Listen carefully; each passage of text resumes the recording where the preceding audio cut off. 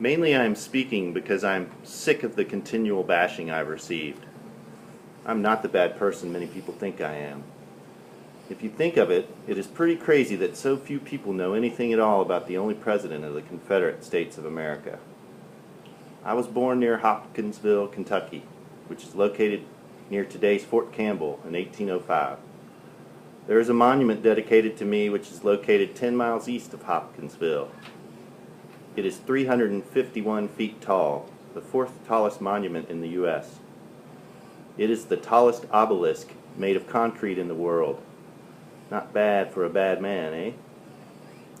Anyway, 8 months after my birth, about 100 miles away, Abraham Lincoln was born near Louisville, Kentucky. My father, Samuel Davis, was a cavalry officer and an infantry officer in the Revolution. His three brothers fought in the War of 1812, two of them directly under Andrew Jackson. I had been accepted to attend Transylvania University, the most prestigious college west of the Appalachians. But at my father's urging, I accepted an appointment to West Point. I graduated class of 1828 and was 23rd in a class of 33. As second lieutenant, I served under Zachary Taylor, who was later the 12th President of the United States. I fell in love with Taylor's daughter and resigned my commission due to Taylor's disapproval of the marriage. 3 months after the wedding, both of us contracted malaria and my Sarah died. I was devastated. I spent the next 8 years as a recluse studying history and government. I was elected to the House of Representatives in 1844.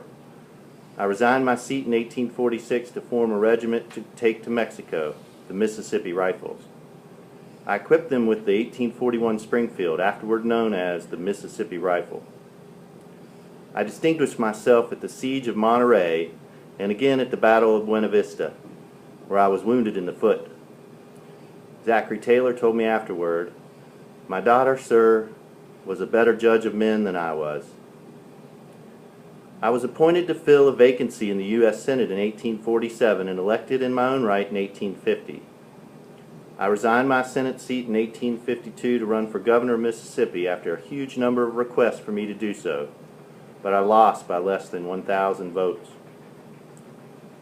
I was appointed Secretary of War under Franklin Pierce in 1855. I resigned that office in 1857 to again accept a U.S. Senate post after being elected by the state legislature. I truly believe that the Kansas-Nebraska Act would eliminate the feeling of discord and secession in the South. I was vehemently anti-secession, but equally passionate about states' rights.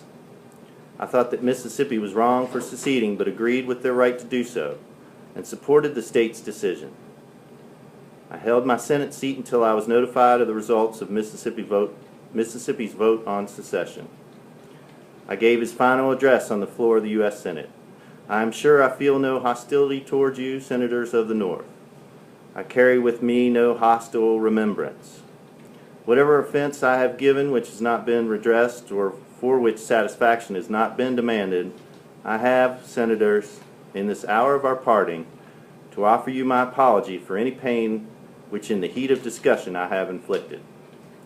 I go hence unencumbered by the remembrance of any injury received, and having discharged the duty of making the only reparation in my power for any injury offered, Mr. President and Senators, having made the announcement which the occasion seemed to me to require, it only remains for me to bid you a final adieu.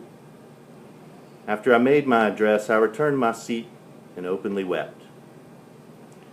On February 10, 1861, I was working with my new wife, Verena, in the garden of our southern Mississippi home when a rider brought me a message. Verena saw the look on my face and assumed that a family member or friend had died, and she asked me if that had happened. I replied, "Much worse. I've been elected president." I wanted to be a general in the Confederate Army.